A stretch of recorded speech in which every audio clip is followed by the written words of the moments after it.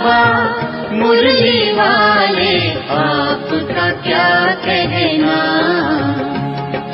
आपका क्या कहना।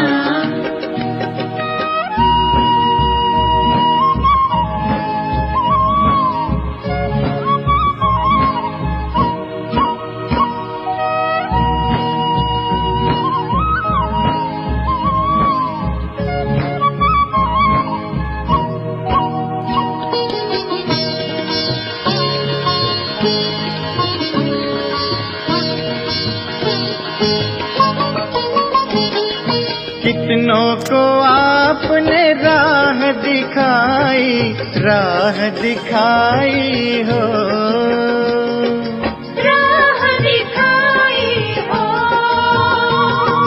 कितनों की आपने बिगड़ी बनाई, बिगड़ी बनाई हो, बिगड़ी बनाई हो। सबसे अनोखे, सबसे अनोखे, सबसे निराले, आपका क्या कहना, आपका क्या कहना। मधुबन के बाबा मुरली वाले, आपका क्या कहना, आपका क्या कहना।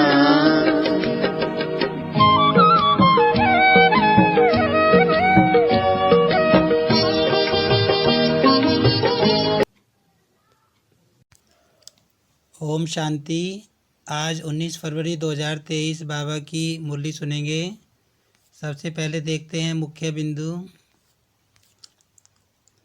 आज बाबा ने बताया कि बच्चे बाबा से रूरिहान करते हैं तो कहते हैं बाबा अतीन्द्रिय सुख और सर्व शक्तियाँ, मतलब जितना अनुभव होना चाहिए उतना नहीं होती हैं, हमेशा नहीं होती। कभी कभी सुख और शांति महसूस होती है और शक्तियाँ अनुभव में आती हैं, कभी कभी नहीं आती। तो बाबा ने उसका कारण बताया कि कहीं ना कहीं अपवित्रता इसका कारण है। बाबा ने बताया कि व्यर्थ देखना, व्यर्थ सोचना, व्यर्थ करना और व्यर्थ बोलना, इन चारों तरह का अगर कुछ, इन चारों में से कुछ भी होता है तो बाबा कहते तुम्हारी सुख और शांति ज़रूर हलचल में आएगी। और बाबा कहते वो लगातार नहीं रह सकती। और फिर बाबा ने बताया कि तुम्हारे जो है व्यर्थ को देखना, सोचना और बोलना, इन पर 1 सेकंड में स्टॉप लगाने में परिवर्तन करने की शक्ति तुम्हारी कम है, जिसके कारण ये होता है।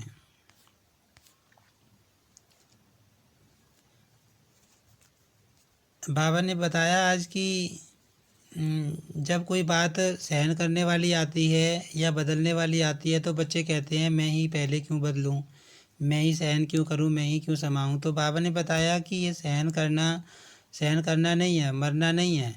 बाबा कहते हैं ये तो आगे बढ़ना है। आध्यात्मिकता में इसका अर्थ क्या है? आगे बढ़ना। तो बाबा ने कहा कि जो पहले करेगा, जो पहले बदलेगा अपने आप को, जो सहन करेगा वो स्वर्ग में अच्छी सीट लेगा।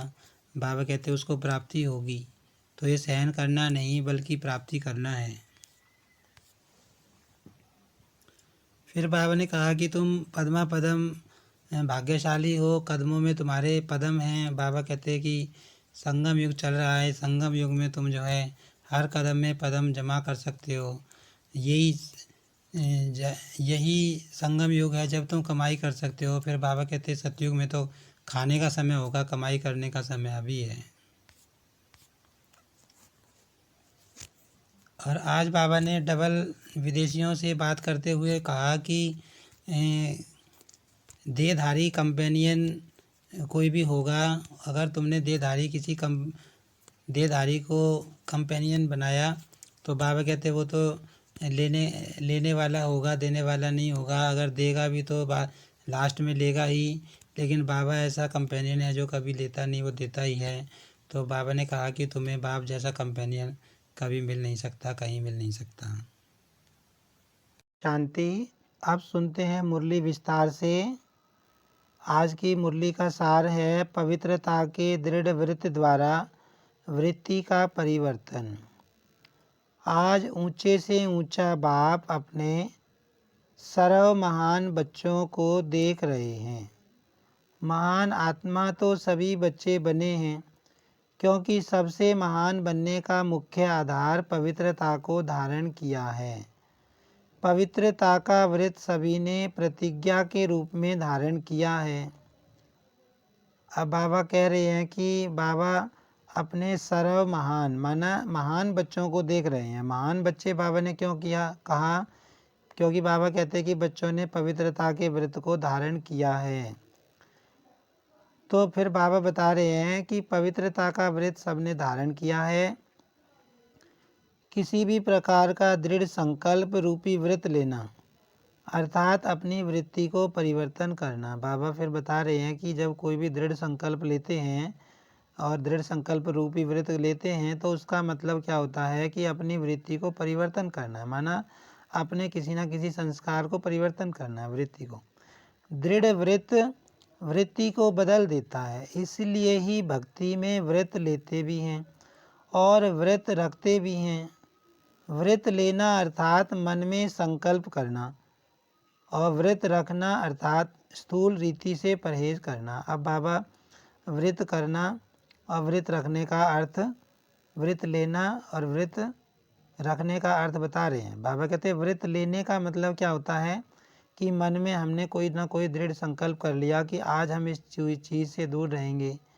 और व्रत रखने का मतलब बाबा बता रहे हैं कि परहेज रखना, चाहे खान पान की चाहे चाल चलन की, लेकिन दोनों का लक्ष्य व्रत द्वारा वृत्ति को बदलने का है। बाबा कहते चाहे तो खाने पान का व्रत रख लो या चाल चलन बदलने का, कोई संस्कार परिवर्तन का, तो बाबा कहते दोनों तरह के व्रत का मुख्य लक्ष्य जो होता है वो वृत्ति को बदलने का ही तो होता है। आप सभी ने भी पवित्रता का व्रत लिया और वृत्ति श्रेष्ठ बनाई। सर्व आत्माओं के प्रति क्या वृत्ति बनाई? अब बाबा कहते कि तुमने भी पवित्रता का व्रत लिया है और अपनी वृत्ति श्रेष्ठ बनाई है, मतलब अपना नज़रिया श्रेष्ठ बनाया है। तो बाबा कहते तुमने और आत्माओं के प्रति क्या वृत्ति बनाई है? आत्मा भाई भाई हैं, ब्रदरहुड। इस वृत्ति से ही ब्राह्मण महान आत्मा बने। अब बाबा कहते तुमने भाई भाई की वृत्ति बनाई है। तुम क्या कहते हो कि हम सब आत्मा भाई भाई हैं, एक बाप की संतान है। तो बाबा कहते जो तुमने ये वृत्ति बनाई है भाई भाई वाली, इस वृत्ति ने तुमको महान आत्मा बनाया है। यह व्रत तो सभी का पक्का है ना। ब्राह्मण जीवन का अर्थ ही है पवित्र आत्मा, और ये पवित्रता ब्राह्मण जीवन का फाउंडेशन है। अब बाबा कहते कि जो ब्राह्मण जीवन है उसका मतलब ही है पवित्र आत्मा, और जो पवित्र ब्राह्मण जीवन है जो तुम्हारा, उसका जो मुख्य आधार है, मुख्य जो स्तंभ है वो पवित्रता है। फाउंडेशन पक्का है ना कि हिलता है। अब बाबा पूछ रहे हैं कि जो पवित्रता का आधार है वो तुम्हारा पक्का रहता है या कभी कभी हिल भी जाता है। ये फाउंडेशन सदा अचल अडोल रहना ही ब्राह्मण जीवन का सुख प्राप्त करना है। अब बाबा बता रहे हैं कि अगर तुम्हारी पवित्रता का फाउंडेशन आधार अचल अडोल रहता है, हलचल में नहीं आता, तो तुम्हें सदैव सुख की अनुभूति होगी। कभी कभी बच्चे जब बाप से रूह रियान करते, अपना सच्चा चाट देते हैं तो क्या कहते हैं कि जितना अति इंद्रिय सुख, जितनी शक्तियाँ अनुभव होनी चाहिए उतनी नहीं हैं, या दूसरे शब्दों में कहते हैं कि हैं लेकिन सदा नहीं है। अब बाबा कह रहे हैं कि कई बार जब बच्चे बाबा से रूरियान करते हैं तो बाबा से क्या कहते हैं कि बाबा जितना सुख महसूस होना चाहिए उतना नहीं हो पाता, जितनी शक्तियाँ काम में आनी चाहिए, अनुभव होनी चाहिए, उतनी नहीं हो पाती। मतलब होती तो हैं, सुख अनुभव होता तो है, शक्तियाँ काम में आती तो हैं, लेकिन सदा नहीं आती। इसका कारण क्या? फिर बाबा पूछ रहे हैं तो अगर ऐसा है हमेशा सुख अनुभव नहीं होता, हमेशा शक्तियाँ अनुभव में नहीं आती, तो इसका कारण क्या है? बाबा पूछ रहे हैं। कहने में तो मास्टर सर्वशक्तिमान कहते हैं। अगर पूछेंगे कि मास्टर सर्वशक्तिमान हो तो क्या कहेंगे? ना तो नहीं कहेंगे ना, कहते तो हाँ हैं। फिर बाबा पूछ रहे हैं कि जब कोई पूछे कि तुम मास्टर सर्वशक्तिमान हो तो क्या कहेंगे, हाँ हम मास्टर सर्वशक्तिमान हैं। ऐसे तो नहीं कहेंगे कि ना हम कभी कभी मास्टर सर्वशक्तिमान हैं और कभी कभी मास्टर सर्वशक्तिमान नहीं हैं। मास्टर सर्वशक्तिमान हैं तो फिर शक्तियाँ कहाँ चली जाती हैं। अब बाबा कह रहे हैं जो तुम मास्टर सर्वशक्तिमान हो फिर शक्तियाँ तुम्हारी कहाँ चली जाती हैं। मास्टर सर्वशक्तिमान का मतलब है सर्वशक्तियाँ साथ रहती हैं। और हैं ही ब्राह्मण जीवनधारी, नामधारी नहीं हैं। जीवनधारी हैं ब्राह्मणों के जीवन में संपूर्ण सुख शांति की अनुभूति न हो। वह ब्राह्मण सर्व प्राप्तियों से सदा संपन्न न हो तो सिवाय ब्राह्मणों के और कौन होगा। अब बाबा कहते तुम कौन हो, ब्राह्मण हो, जीवनधारी ब्राह्मण हो, ब्राह्मणों का जीवन जीने वाले हो, नामधारी ब्राह्मण तो नहीं हो। माना बाबा कहते नाम वाले ब्राह्मण थोड़े ही हो, तुम तो सच्चे ब्राह्मण हो जिनको भगवान मिला है, भगवान प्राप्ति करा रहा है, बेहद का सुख दे रहा है। तो बाबा कहते कि ब्राह्मणों को अगर हमेशा सुख शांति अनुभव नहीं होगी, ऐसी आत्माओं को जिनको भगवान मिला है, तो फिर और किसको अनुभूति होगी हमेशा सुख और शांति की। सिवाय ब्राह्मणों के और कौन होगा, और कोई हो सकता है, ब्राह्मण ही हो सकते हैं ना। आप सभी अपना साइन क्या करते हो, बीके फलानी बीके फलाना कहते हो ना, पक्का है ना। बीके का अर्थ क्या है, ब्राह्मण। तो ब्राह्मण की परिभाषा यह है। अब बाबा कहते कहीं भी तुम अपना नाम लिखोगे या किसी को बताओगे तो क्या बताओगे, मैं बीके फलाना हूँ, बीके फलानी हूँ। तो बाबा कहते जब तुम बीके लिखते हो इट मीन्स तुम ब्राह्मण हो, और ब्राह्मण हो तो ब्राह्मण की परिभाषा क्या है, ब्राह्मण की परिभाषा है सदा सुखी और शांत रहने वाला, परमात्मा जिसको मिल गया, इतनी ऊंची प्राप्ति जिसको हो गई।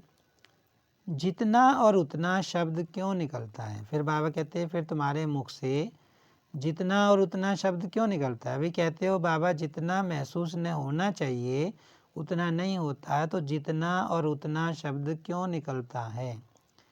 कहते हो सुख शांति की जननी पवित्रता है।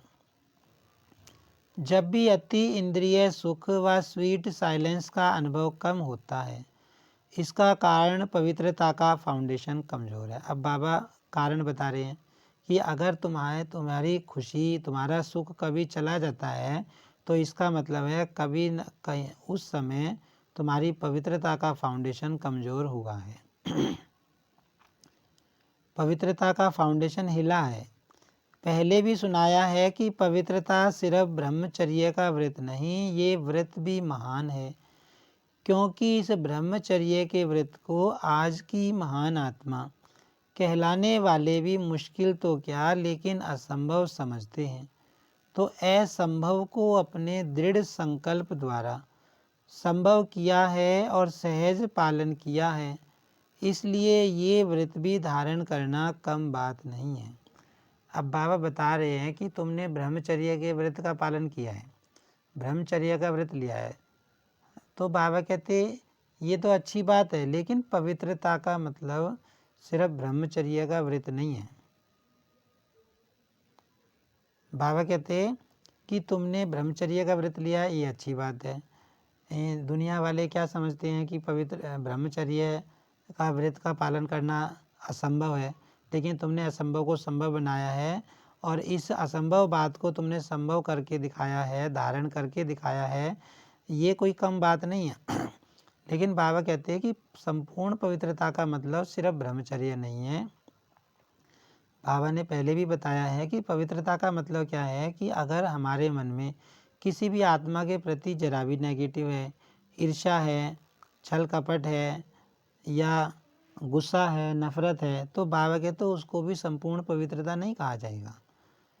बाप दादा इस व्रत को पालन करने वाली आत्माओं को दिल से दुआओं सहित मुबारक देते हैं।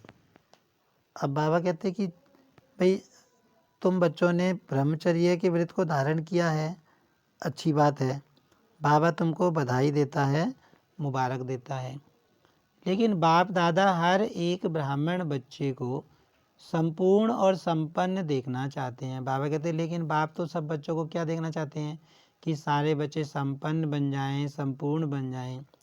तो जैसे इस मुख्य बात को जीवन में अपनाया है, असंभव को संभव सहज किया है तो और सर्व प्रकार की पवित्रता को धारण करना क्या बड़ी बात है।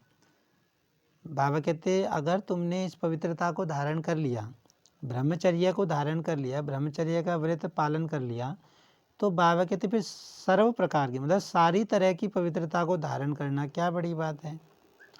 जब तुमने असंभव बात को संभव कर दिया तो बाबा कहते सर्व पवित्रता को धारण करना कोई बड़ी बात नहीं।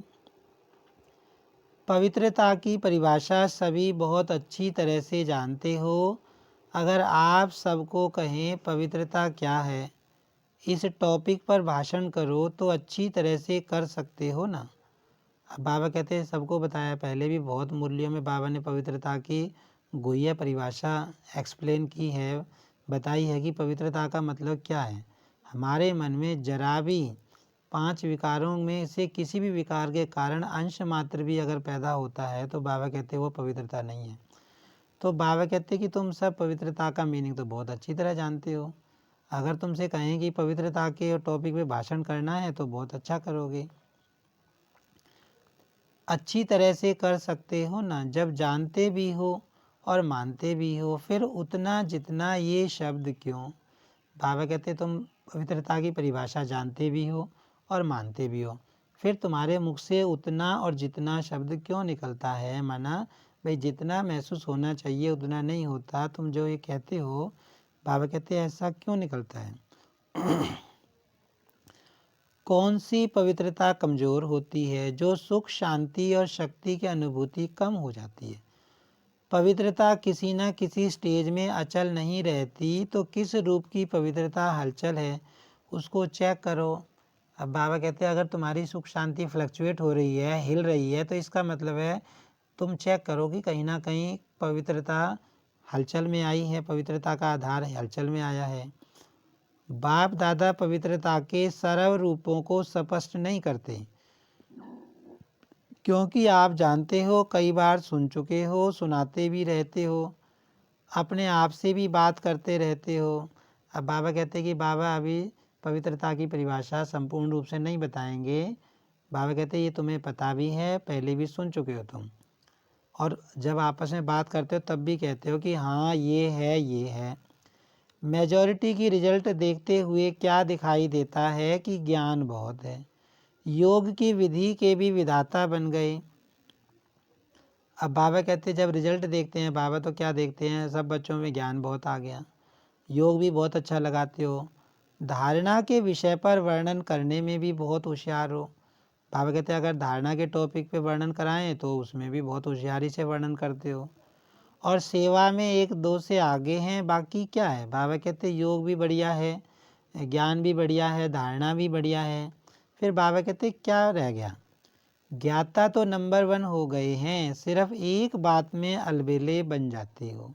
अब बाबा कहते ज्ञानी तो बहुत अच्छे बन गए हो, लेकिन एक बात में तुम अलबेले बन जाते हो, वो है स्वयं को सेकंड में व्यर्थ सोचने, देखने, बोलने और करने में फुल स्टॉप लगाकर परिवर्तन करना।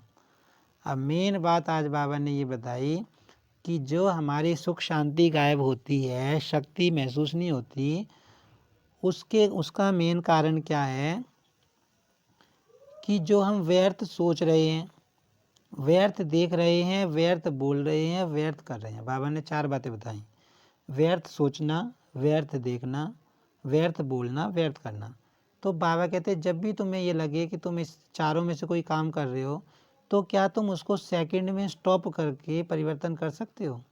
कि मान लो तुम्हारा मन व्यर्थ सोच रहा है, वेस्ट सोच रहा है, तो क्या तुम अपने मन को 1 सेकंड में कंट्रोल करके स्टॉप करके भाई व्यर्थ को बंद कर सकते हो। अगर तुम व्यर्थ देख रहे हो तो क्या उसको तुम स्टॉप कर सकते हो सेकंड में। बोल रहे हो तो बोल पे कंट्रोल कर सकते हो। और बाबा कहते हैं कोई व्यर्थ कर्म कर रहे हो तो क्या तुम 1 सेकंड में उसको स्टॉप कर सकते हो। तो बाबा कहते हैं क्या फुल स्टॉप लगाकर परिवर्तन कर लेते हो। समझते भी हो कि यही कमजोरी सुख की अनुभूति में अंतर लाती है। अब बाबा ने साफ स्पष्ट बता दिया कि अगर सुख और शांति और शक्ति की अनुभूति हमेशा नहीं होती तुम्हें, तो इन 4 चीज़ों में कहीं ना कहीं गड़बड़ है। बाबा कहते या तो तुम व्यर्थ सोच रहे हो, या व्यर्थ देख रहे हो, या व्यर्थ बोल रहे हो, और या व्यर्थ कर रहे हो। शक्ति स्वरूप बनने में व बाप समान बनने में विघ्न स्वरूप बनती है। फिर भी क्या होता है, स्वयं को परिवर्तन नहीं कर सकते, फुल स्टॉप नहीं दे सकते। बाबा कहते फुल स्टॉप नहीं दे पाते तुम, ठीक है समझते हैं का कॉमा लगा देते हैं। बाबा कहते कि ये तो बच्चे समझते हैं कि भाई ये गलत है, हम गलत देख रहे हैं, सोच रहे हैं, बोल रहे हैं, तो बाबा कहते इस चीज़ का कॉमा तो लगा देते हो। वह दूसरों को देख आश्चर्य की निशानी लगा देते हो कि ऐसा होता है क्या, ऐसा होना चाहिए। और बाबा कहते जब दूसरों को देखते हो, कोई व्यर्थ बोल रहा है, देख रहा है या कर रहा है, तो उसको देख के कैसे संकल्प करते होगे, अरे ऐसा भी होता है क्या, हैं ये ऐसे कैसे कर रहे हैं, माना आश्चर्य करते हो। बाबा कहते वह क्वेश्चन मार्क की क्यों लगा देते हो, क्योंकि क्यों लगा देते हो। बाबा कहते दूसरों को देख के क्या कहोगे, ऐसा क्यों हो रहा है, ऐसा थोड़ी ना होना चाहिए। तो बाबा कहते क्योंकि क्यों लगा देते हो। फुल स्टॉप अर्थात बिंदु तो फुल स्टॉप तब लग सकता है जब बिंदु स्वरूप बाप और बिंदु स्वरूप आत्मा दोनों की स्मृति हो। अब बाबा ये भी बता रहा है कि फुल स्टॉप कब लग सकता है, इन चारों तरह की बातों में फुल स्टॉप कब लग सकता है, जब आत्मा को बिंदु रूप मतलब स्वयं के स्वरूप की और बाप की स्मृति होगी, तभी यह फुल स्टॉप लग सकता है। यह स्मृति फुल स्टॉप अर्थात बिंदु लगाने में समर्थ बना देती है। बाबा कहते अगर अपनी स्मृति है कि मैं कौन हूँ, मैं शरीर नहीं हूँ, मैं फलाना नहीं हूँ, और एक बाप की स्मृति है तो तुम फुल स्टॉप लगा पाओगे। और अगर स्मृति नहीं है, बाबा की याद नहीं है, तो फुल स्टॉप नहीं लगा पाओगे। उस समय कोई अंदर सोचते भी हैं कि मुझे आत्मिक स्थिति में स्थित होना है, लेकिन माया अपनी स्क्रीन द्वारा आत्मा की बजाय व्यक्ति व बातें बार बार सामने लाती है। अब बाबा कहते उस समय सोचते तो हैं कि ना भाई मुझे नहीं सोचना, मुझे नहीं करना, लेकिन बाबा कहते माया का फोर्स इतना तेज़ होता है कि वो उस बात को करने नहीं देती, और मतलब जो दूसरी बातें आ रही हैं व्यक्ति की या दूसरी, वो आने लगती हैं मन में, जिससे आत्मा छिप जाती है और बार बार व्यक्ति और बातें सामने स्पष्ट आती हैं। तो वो बातें याद आती हैं, बाबा कहते बाबा की याद नहीं आती।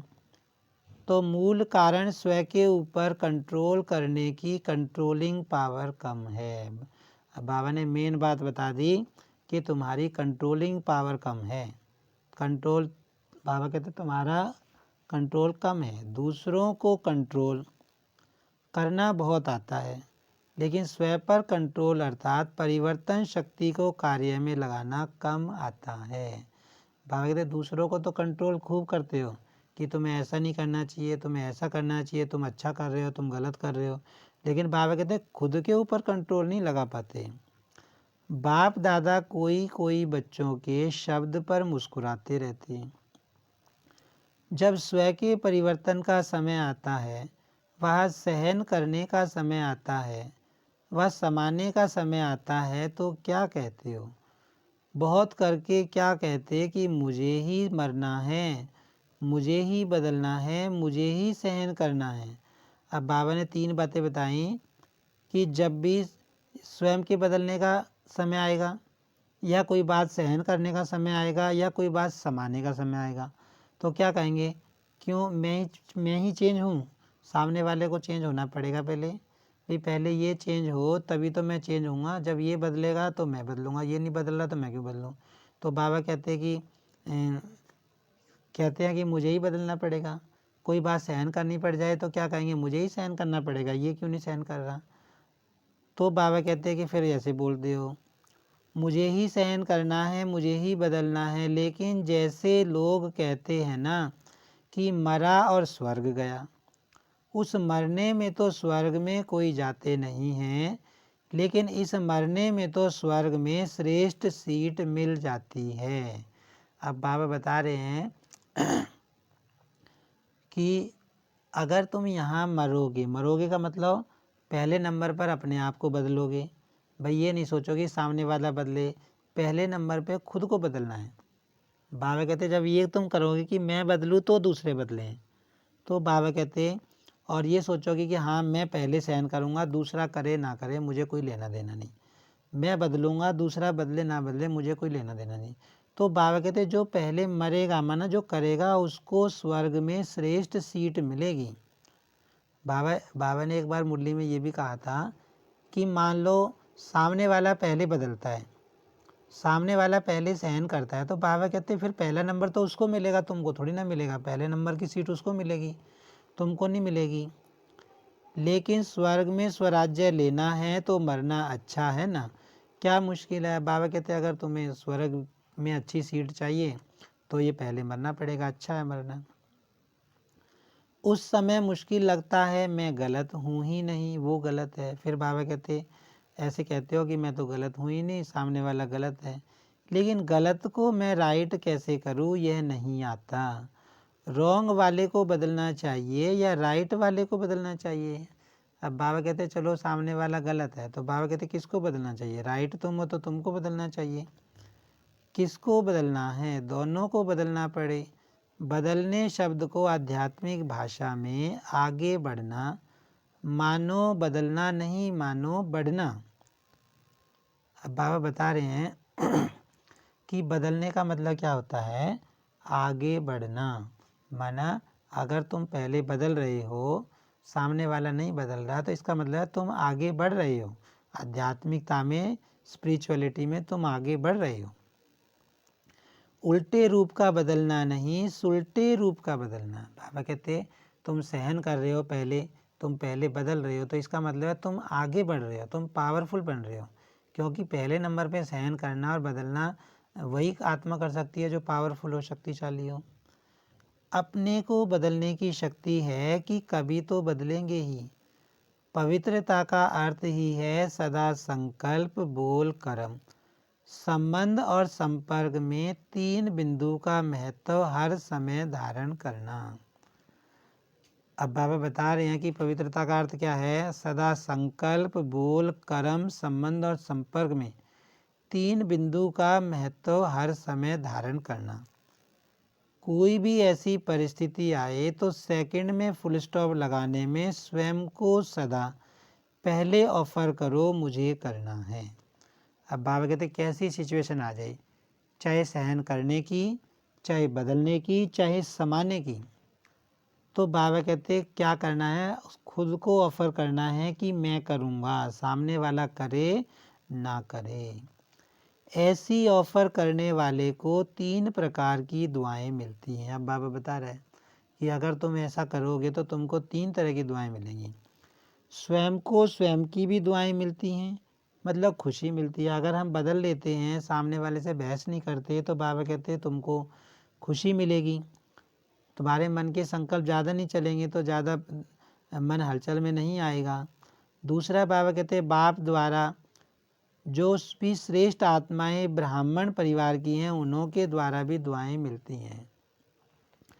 अब बाबा कहते 3 तरह की तुम्हें दुआएं मिलती हैं, खुद की दुआएं मिलती हैं, बाप की मिलती हैं और ब्राह्मण आत्माओं की मिलती हैं। तो मरना हुआ या पाना हुआ, क्या कहेंगे, पाया ना। बाबा कहते इसका मतलब क्या हुआ कि मरना मतलब पाना। तो फुल स्टॉप लगाने के पुरुषार्थ को व कंट्रोलिंग पावर द्वारा परिवर्तन शक्ति को तीव्र गति से बढ़ाओ। बाबा कहते ये जो शक्ति है बदलने की, परिवर्तन करने की, फुल स्टॉप लगाने की, इसको तेज गति से बढ़ाओ। अलबेलापन नहीं लाओ, ये तो होता ही है, ये तो चलना ही है, ये अलबेलेपन के संकल्प हैं। अलबेलापन परिवर्तन कर अलर्ट बन जाओ। बाबा कहते ये ना कहो ये तो चलता ही है, ये तो होता ही है, कोई बात नहीं। बाबा कहते नहीं, अलर्ट बन जाओ।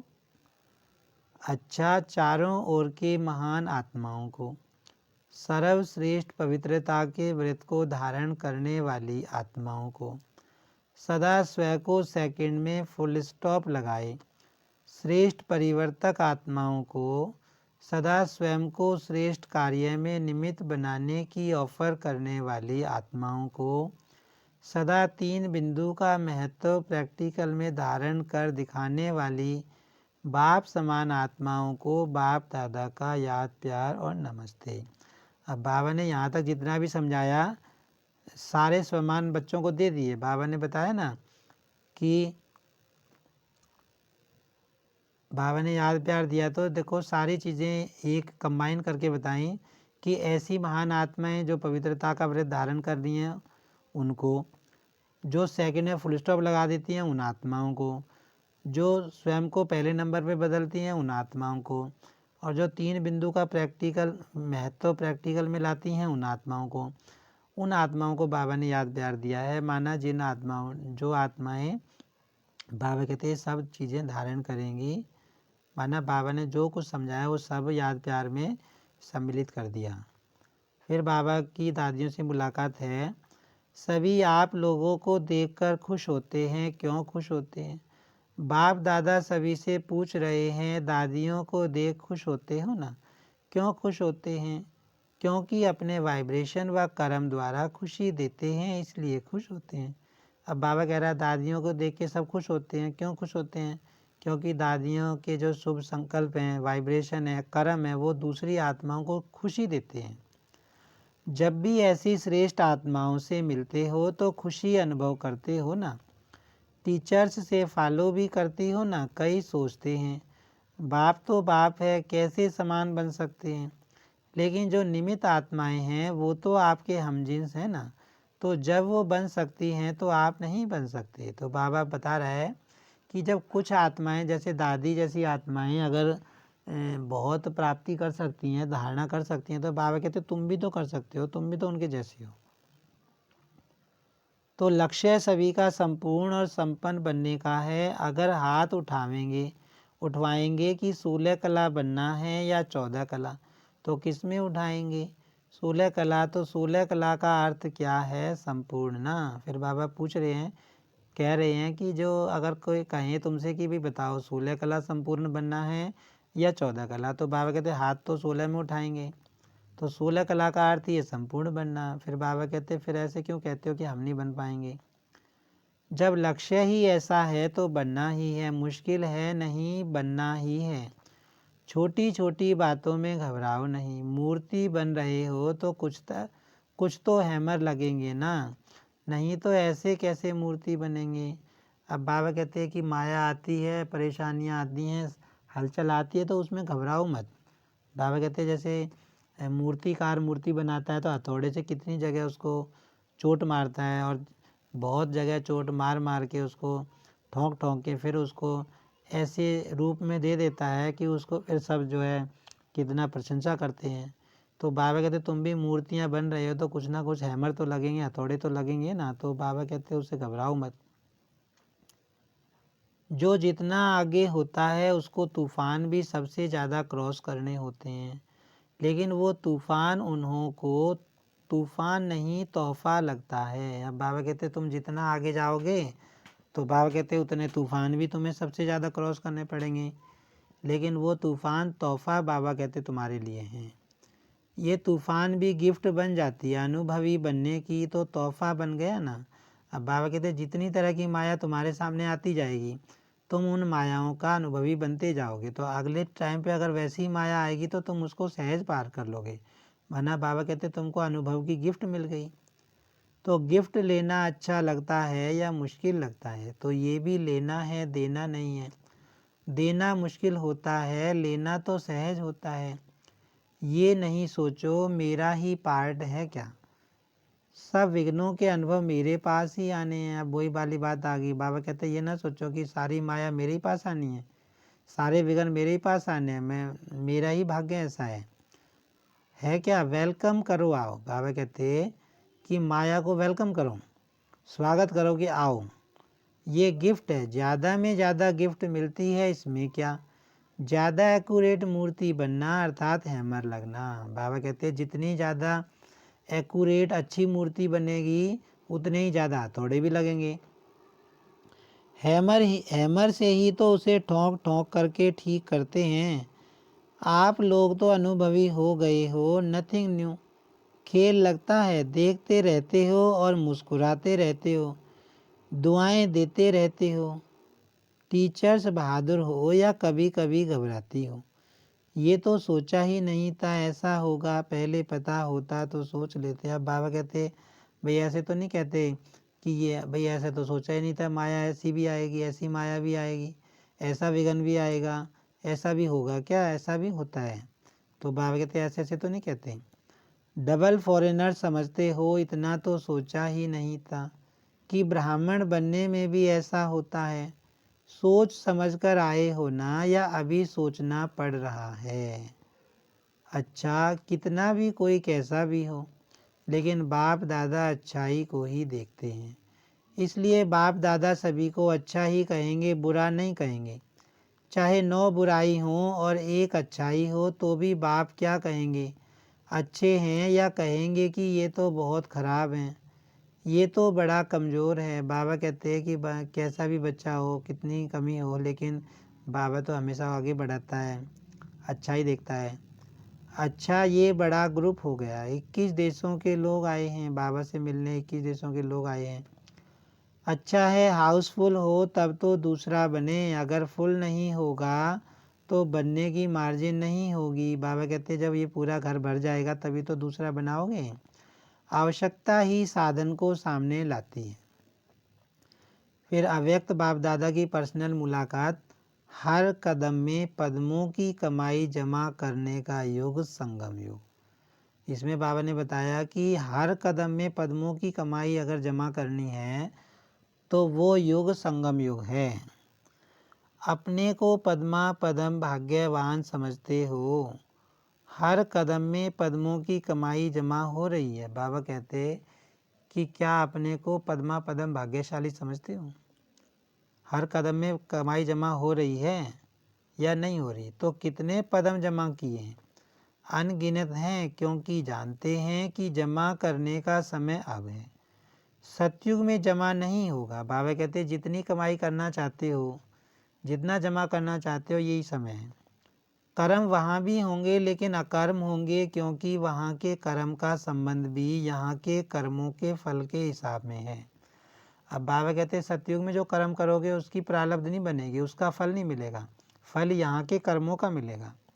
तो यहाँ है करने का समय, वहाँ है खाने का समय। तो इतना अटेंशन रहता है, कितने जन्मों के लिए जमा करना है। 84 जमा करने में खुशी होती है ना। अब बाबा कहते हैं एक जन्म के लिए थोड़ी ना जमा करना है, पूरे 84 जन्मों के लिए जमा करना है। तो जमा करने में तो खुशी होती है, मेहनत तो नहीं लगती। क्यों नहीं मेहनत महसूस होती है? क्योंकि प्रत्यक्ष फल भी मिलता है। प्रत्यक्ष फल मिलता है कि भविष्य के आधार पर चल रहे हो। भविष्य से भी प्रत्यक्ष फल अति श्रेष्ठ है। सदा ही श्रेष्ठ कर्म और श्रेष्ठ प्रत्यक्ष फल मिलने का साधन ही है। सदा ये याद रखो कि अब नहीं तो कब नहीं। अब बाबा कहते ऐसे तो नहीं भाई यही सोच रहे हो, इस दिलासे पे चल रहे हो कि बाबा कह रहा है सतयुग में मिलेगा, सतयुग में मिलेगा। लेकिन बाबा कहते ऐसा नहीं है, सतयुग में तो मिलेगा ही मिलेगा। अभी जो तुम कर्म करते हो, बाबा की श्रीमत पर चलते हो, अच्छे काम करते हो, तो बाबा कहते हैं सतयुग में तो मिलेगा ही मिलेगा। लेकिन प्रत्यक्ष फल माना अब भी वो उसका फल मिलता है। हम बाबा को याद करते हैं तो हमें खुशी मिलती है, सुख शांति मिलती है। इस संगम युग पर भी हमें प्राप्ति हो रही है। बाबा कहते हैं इस दिलासे पे थोड़ी ना चल रहे हो कि भविष्य में ही मिलेगा। तो बाबा कहते हैं अगर सदा श्रेष्ठ कर्म और श्रेष्ठ प्रत्यक्ष फल लेना है तो उसका साधन क्या है? अब नहीं तो कब नहीं। जैसा नाम है डबल फॉरेनर्स, तो डबल का टाइटल बहुत अच्छा है। तो सब में डबल, खुशी में, नशे में, पुरुषार्थ में, सब में डबल, सेवा में भी डबल और रहते भी सदा डबल हुआ। बाबा डबल फॉरेनर्स कहता है विदेशी बच्चों को, क्योंकि एक तो बाबा कहते हैं कि वो विदेश के हैं, भारत के नहीं हैं, दूसरे वो परम धाम से आए हैं। तो बाबा कहते तुम डबल हो, कंबाइंड सिंगल नहीं हो। कभी डबल होने का संकल्प तो नहीं आता। कंपनी चाहिए या कंपेनियन चाहिए तो बता दो, ऐसे नहीं करना कि वहाँ जाकर कहो कंपेनियन चाहिए। अब बाबा कह रहे हैं ऐसे तो नहीं सोचते कि कोई देहधारी साथी चाहिए हमें। कितने भी कंपेनियन करो लेकिन ऐसा कंपेनियन नहीं मिल सकता। बाबा कहते कितने भी देहधारी साथी बना लो, लेकिन बाप जैसा साथी कभी नहीं मिल सकता। कितने भी अच्छे कंपेनियन हो, लेकिन सब लेने वाले होंगे, देने वाले नहीं। बाबा तो देने वाला है। बाकी देहधारी जितने भी साथी बनते हैं, चाहे वो जीवन साथी हो चाहे संबंधी हो, बाबा कहते वो सब लेने वाले होते हैं। इस वर्ल्ड में ऐसा कंपेनियन कोई है? अमेरिका, ऑस्ट्रेलिया, अफ्रीका आदि में थोड़ा ढूंढ कर आओ, मिलता है? बाबा कहते ऐसा कंपेनियन बाप जैसा तुमको कहीं नहीं मिल सकता, ऐसा साथी नहीं मिल सकता। क्योंकि मनुष्य आत्माएं कितने भी देने वाले बने, फिर भी देते देते लेंगे जरूर। तो जब दाता कंपेनियन मिले तो क्या करना चाहिए? कहाँ भी जाओ फिर आना ही पड़ेगा। बाबा कहते कि कितना ही बड़ा देहधारी देने वाला हो, लेकिन लास्ट में लेता ही है। तो बाबा कहते कहीं भी घूम लो, लास्ट में तो बाबा के पास ही आओगे। ये सब जाने वाले नहीं हैं, कोई कमज़ोर तो नहीं है। फ़ोटो निकल रहा है, फिर आपको फ़ोटो भेजेंगे कि आपने कहा था, कहो यह होना ही नहीं है। बाप दादा भी आप सबके बिना अकेला नहीं कर सकता। अच्छा, हम रूहानी बच्चों की रूहानी बाप दादा को याद, प्यार और नमस्ते। आज की मुरली में वरदान है, महावीर बन बाप का साक्षात्कार कराने वाले, वाहनधारी सो अलंकारधारी भव। महावीर अर्थात शस्त्रधारी, शक्तियों व पांडवों को सदा वाहन में दिखाते हैं और शस्त्र भी दिखाते हैं। बाबा महावीर का अर्थ बता रहे हैं, मतलब शस्त्रधारी। शस्त्र अर्थात अलंकार, वाहन है श्रेष्ठ स्थिति और अलंकार है सर्व शक्तियाँ। अब बाबा बता रहे हैं कि जो देवता हैं उनको वाहनधारी दिखाते हैं और शस्त्र भी उनको दिखाते हैं, तो उसका मतलब क्या है?